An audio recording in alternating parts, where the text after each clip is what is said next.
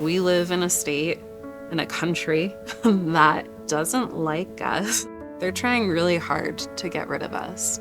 That's scary, but I still have, trans youth coming in here hoping that the bathroom is going to be safe for them because it's not safe in most places in the state anymore. It's a really scary time to be queer. Under the Umbrella is a queer-specific bookstore. We are really, really gay here. Everything in the store is queer in some way. Queer authors, queer content, discussing issues through a queer lens. Really everything about what I do is queer. I'm Caitlin Mahoney. My pronouns are they, she, and I am the owner of Under the Umbrella Bookstore in downtown Salt Lake City. I was not one of those people who knew from a very young age, I'm gay, I'm trans, but I think there are also a lot of people like me who needed a little more time. I was really trying to figure out who I was and what I wanted in life.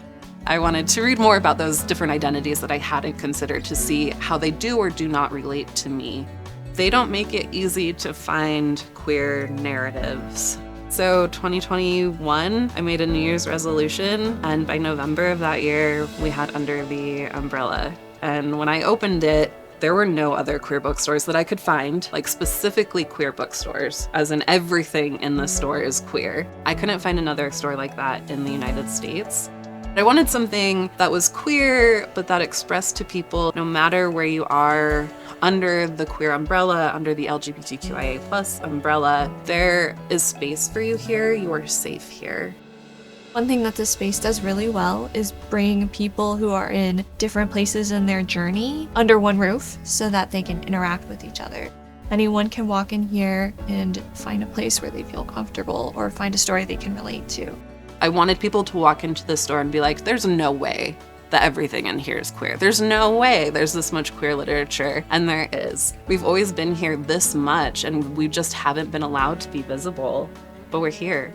And you're here, and I'm gonna help you find a book that you identify with.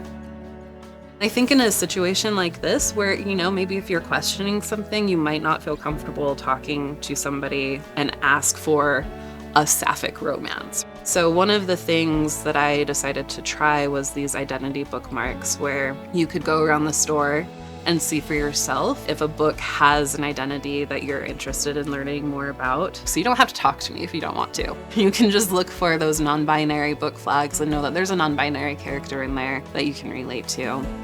I also, again, wanted that visual representation of queerness all over the store as much as possible. I want you to see the lesbian flag, I want you to see the gay flag, I want you to see the trans flag, the bisexual flag, the agender and asexual flags. That visual representation, seeing yourself and your identity reflected back at you is so important, and this was just another little way to add that element for people. One of the backbones of a bookstore is holding author events, and that includes local authors as well as bigger authors. We do try really hard to be a platform for indie authors, especially BIPOC authors, and of course they're all queer. And prioritize those stories that are at the bottom of their priority list. So, Black trans women, we've got Miss Major's memoir that just came out last year, which I can't believe everybody isn't reading, because oh my God, Miss Major, who was there at Stonewall, is still alive, and we can be supporting her with a book right now. Fuck, let's do it. Having people show up, buy books, participate, interact with each other, with the author, with the people hosting the events, it shows that there is community interest and that places like this are important. It helps promote third spaces, which is a place outside of work, outside of your home, where you can go and just be, and where you can meet people and make connections. Queer Poetry Night, which is a really beautiful experience, 60 people in here sharing their own poetry. It's a beautiful experience. We do workshops with the ACLU on how to get your name changed legally, or a gender marker change. Some of these things that are just really important for the queer community, and also barriers for a lot of us. That's why your presence literally matters to the sustainability of the store and also the sustainability of our stories. seeing people making new friends, building their queer community in Salt Lake City. It's kind of beautiful to watch. I'm using my money that the community has invested in this space to then invest in other queer people, and especially queer people of color, disabled queer people, sex workers, like fat queer people, the people that are pushed aside in favor of like the new white lady romance, you know, that everybody else gives a shit about. You can really see that Caitlin is a community leader, and so many other bookstores, so many other people are really impressed with what Caitlin has done. And I think it's important for more people to take that leap and to take that plunge and to do something new and exciting, like build a queer bookstore.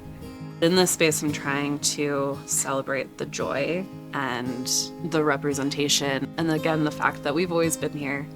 You are welcome here, you're safe here, and let me know if I can help you.